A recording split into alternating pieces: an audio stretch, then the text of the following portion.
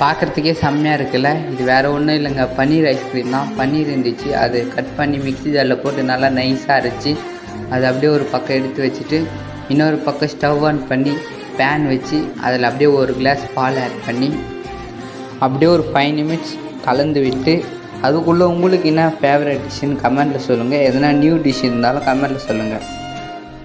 நல்லா ஒரு 5 நிமிட்ஸ் கலந்த உடனே நம்ம எடுத்து வச்ச பன்னீரை அது கூட அப்படியே சேர்த்து நல்லா மேஷ் பண்ணி 5 நிமிட்ஸ் கலந்து விட்ட உடனே டேஸ்ட்டில் ரொம்ப ஸ்வீட் தர நம்ம மில்க் மேட் 1 டீஸ்பூன் சேர்த்து அது கூடவே நம்ம ஏலக்காய் பவுடரும் சேர்த்து நல்லா ஒரு 5 நிமிட்ஸ் கலந்து விட்ட உடனே அதை அப்படியே ஒரு பவுலில் ட்ரான்ஸ்ஃபர் பண்ணி 5 நிமிட்ஸ் ஃப்ரீஸ் பண்ணி எடுத்தால் நம்ம சுவையான பன்னீர் ஐஸ்கிரீம் ரெடி. அது கூடவே நம்ம முந்திரி பாதாமை சின்ன சின்னதாக கட் பண்ணி அது மேலே தூவி பார்க்குறதுக்கே செம்மையாக இருக்குல்ல. ஒரு வாய் எடுத்து வச்சங்க, சீரியஸாக செம்மையாக இருந்துச்சுங்க. அவ்வளோதான் இந்த வீடியோ.